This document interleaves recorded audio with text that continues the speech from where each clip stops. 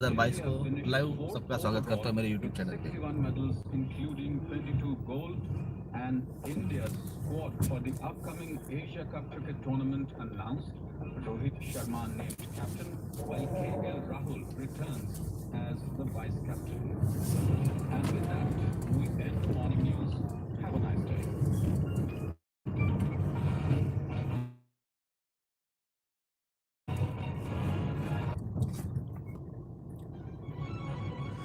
तो दोस्तों, आज मुहर्रम का दिन, सभी को मुस्लिम भाइयों को मुहर्रम के इस दिन पे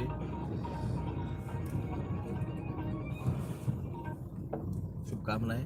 अब वो शुभकामनाओं वाला दिन है कि कैसा है अब वो मुझे नहीं पता है। मुहर्रम तो एक तरह से मातम मातम बनाते। न्यूज़ सुन लीजिए। एक माह से मुंतजिर रियासती काबीना में आज तोसी।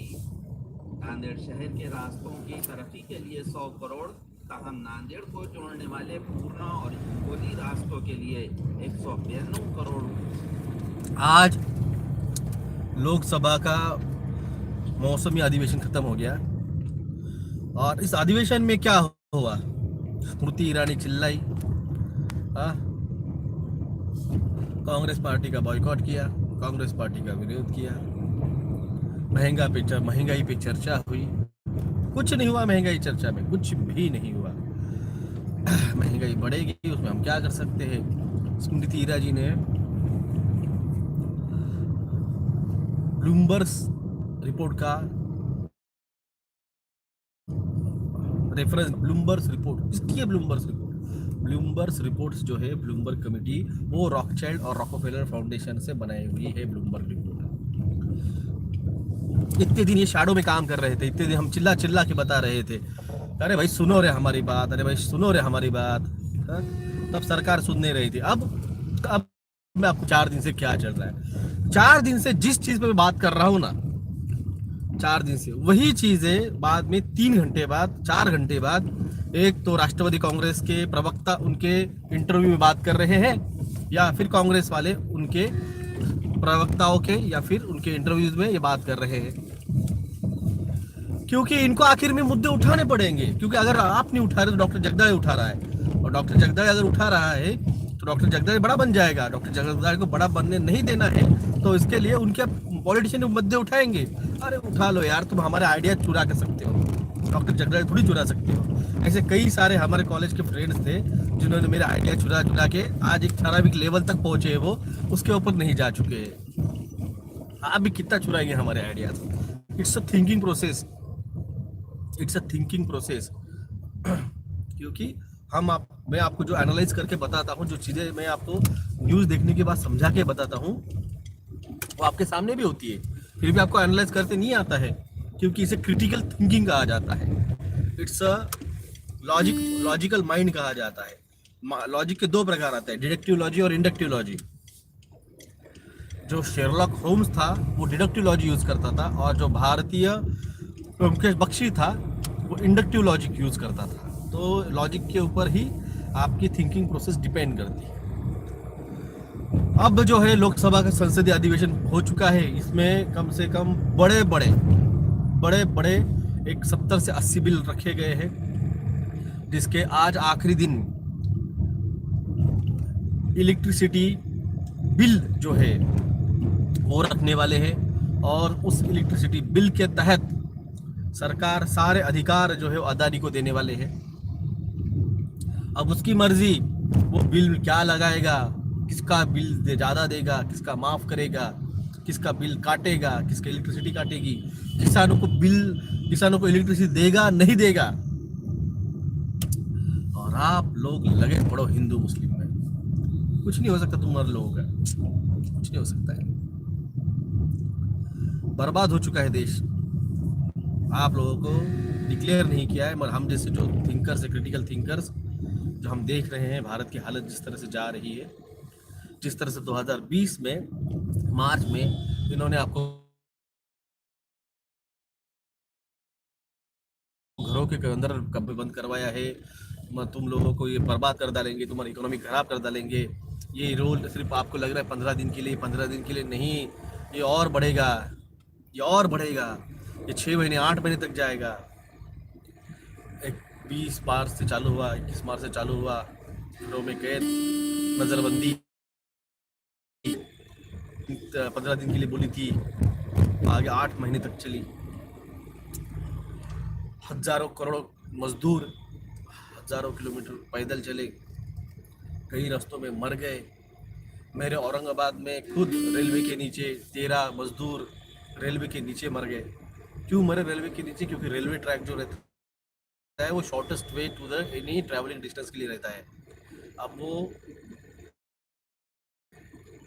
जालना से नांदेड़ से निकले थे, उनको जाने का था यूपी, तो शॉर्टेस्ट रेलवे ट्रैक रास्ते के लिए उन्होंने रेलवे ट्रैक चूज किया। तब मालगाड़ी, रेलवे की पब्लिक ट्रेन बंद थी मगर माल धक्का ट्रेन चालू थी। रात के 2:30-3 बजे एक मालगाड़ी आई, सारे मजदूरों को, उनके बच्चों को कुचल दिया। रेलवे ट्रैक पे रोटी के टुकड़े गिरे हुए थे।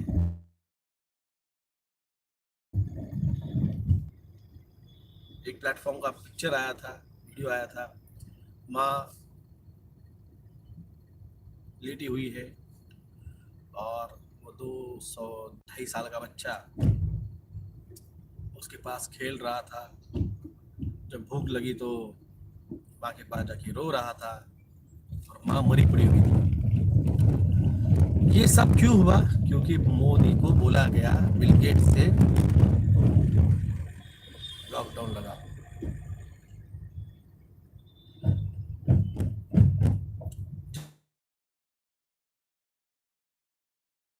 जब नेता किसी का कुत्ता, वो ईमानदारी देश के लिए नहीं रखता है, उसकी ईमानदारी उसके मालिक के लिए होती है। उसका मालिक चाहता था कि देश का अनाज भंडार खाली हो जाए। मोदी ने अप्रैल मई में भारत का जो रिजर्व कोटा था अनाज का खाली कर दिया। सारा गेहूं, सारा चावल, सारा अनाज, सब कुछ साउथ अफ्रीका, यूक्रेन, यूरोप, इनमें भेज दिया। फ्री ऑफ कॉस्ट, पैसा नहीं लिया है।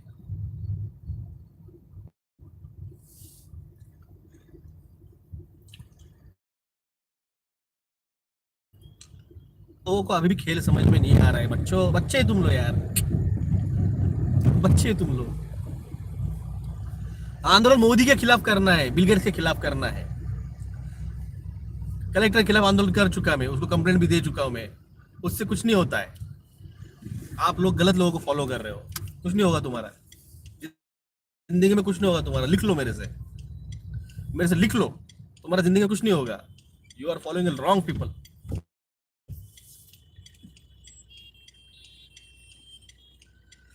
तो ये देखने के बाद भी तुम लोगों को शर्म नहीं है। अभी भी हिंदू मुस्लिम करने में पड़े हो, अभी भी।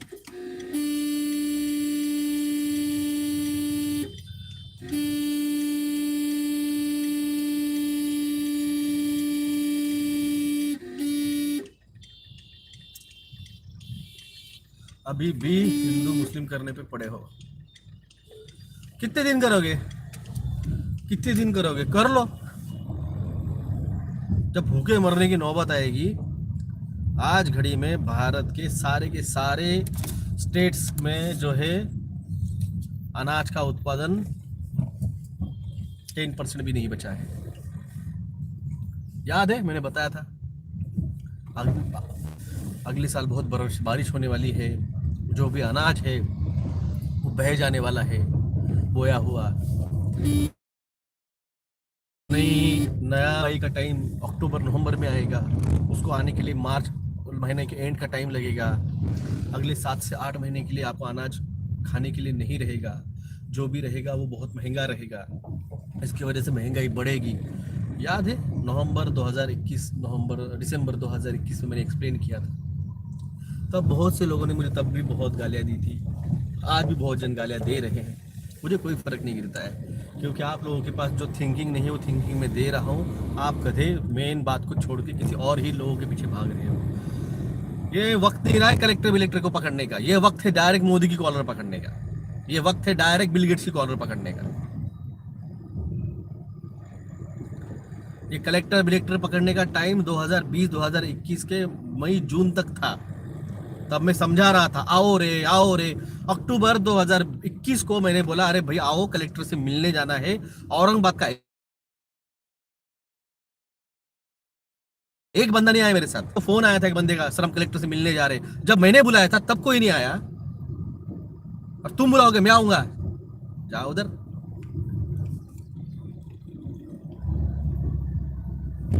तुमको हमारा रिस्पेक्ट नहीं, भाड़ में गए फिर के लोगों को हमारी कीमत नहीं है, भाड़ में गए औरंगाबाद।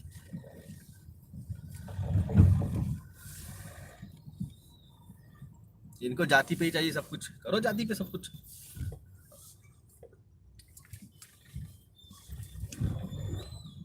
इनको लग रहा है औरंगाबाद में बैठा है तो बचा लेगा, भाई मैं नहीं बचाने वाला हूँ। तुमने जो कर्म किए ना मेरे साथ,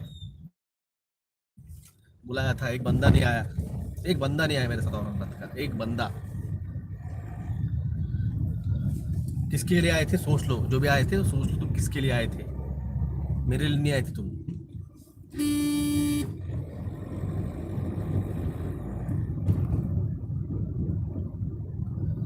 अब जो होगा दिल्ली में आंदोलन, अब किसान आंदोलन, अब इलेक्ट्रिसिटी बिल और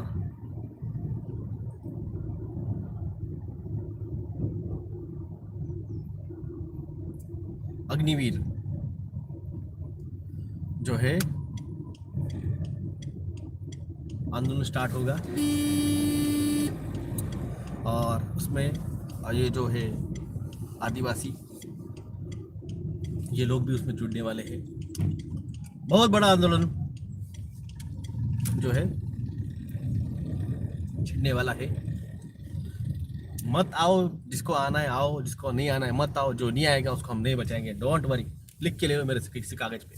अब तक कोई बात झूठ हुई मेरी नहीं हुई ना, अगली भी नहीं होगी, बोल देता हूँ तुमको मैं, टेंशन मत लो। अगली भी नहीं होगी।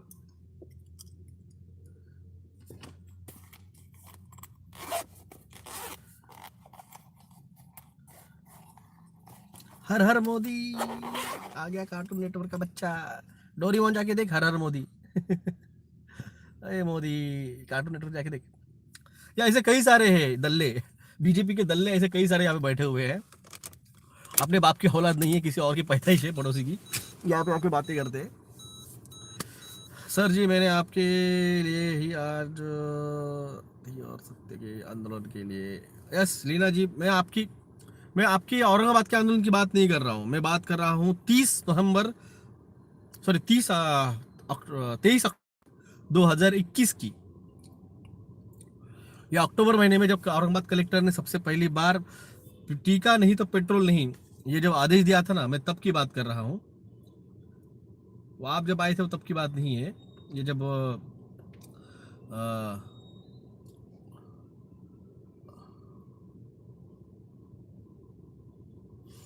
तो सबसे बड़ा है आपका, मैंने जगाया आपको जो जागे।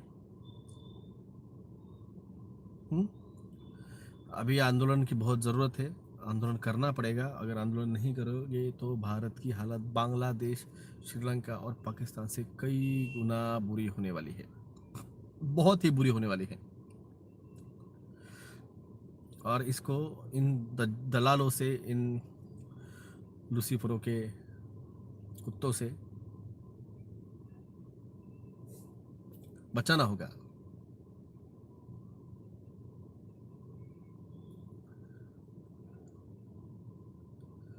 इसलिए जब भी आंदोलन होगा, आंदोलन बहुत जल्द होगा, 15 अगस्त के बाद कभी भी आंदोलन छिड़ सकता है।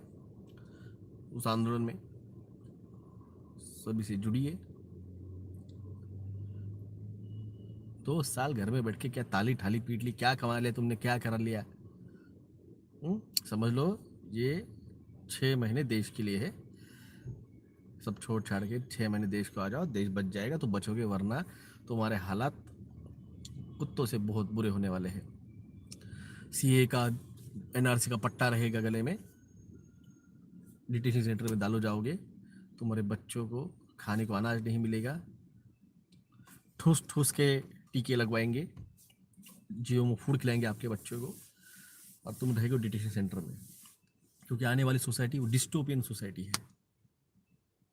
और उसके बाद में बच भी गए तुम्हारे बच्चे गलती से, तो अगले 8 से 10 साल बाद जो बड़े बनेंगे, तुम्हारे बच्चे पैदा करेंगे कि नहीं करेंगे, ये डिसीजन अदानी और अंबानी और नीलकानी के और इनके बच्चे लेंगे, क्योंकि उसे यूटोपियन सोसाइटी कहा जाता है। उसमें मल्टीनेशनल कंपनियों के सीईओज देश चलाते हैं और वो बताते हैं कि कौन बच्चा पैदा करेगा, कौन नहीं करेगा, कौन कैपेबल है सोसाइटी के लिए और कौन अननेसेसरी है। ये है ट्रैक। बैंक के पैसे की बात करो, बैंक के पैसा 2 से 2.5 साल में खत्म हो जाएगा। सोशल सिविल स्कोर आएगा, वो भी अगले 4 से 5 साल बाद खत्म हो जाएगा। फिर जो आएगा वो सिर्फ गुलाम और अमीर लोग, बस यही रहेंगे। जो भी 15% लोग बचने वाले हैं पृथ्वी पे, उस 15% में से 10% जो है वो गरीब और मिडिल क्लास रहेंगे, जो उन रिच लोगों के लिए काम करेंगे, और जो 5% है वो ही पूरे देशों पे राज करेंगे, काम करेंगे। और तुमको हिंदी शुद्ध भाषा समझ में नहीं आती है तो फिर से बोलता हूँ, मला कृपया फ़ोन करो नका, प्लीज़ मुझे फ़ोन मत किया कीजिए, प्लीज़ डोंट कॉल मी। अभी कॉल आया था, उठते फ़ोन लगाते हैं, फट गई तुम्हारी, मैं क्या करूँ, फट गई है तुम्हारी, मैं क्या करूँ, मैं तो समझा के बता चुका हूँ, 2.5 साल समझा रहा था।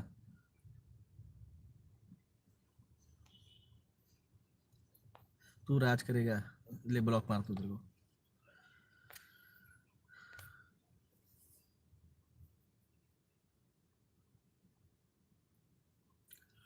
तो सभी से रिक्वेस्ट है, आउट ऑफ इंडिया जो लोग हैं, एनआरआईज, वापस आ जाए, इंडिया वापस आ जाए। India is a safest place in the world रहने वाली फ्यूचर में। भले ही कुछ भी हो जाए यहाँ पे कितनी बारिश हो, कितने अर्थक्वेक हो, कितनी सुनामी आए, कुछ भी हो जाए, फिर भी पूरी दुनिया से अगर कोई सेफेस्ट प्लेस रहेगा तो भारत रहने वाला है। वापस आ जाओ अपने घरों में, मौका नहीं मिलेगा बाद में, पहले बोल रहा हूँ। जय हिंद, जय महाराष्ट्र।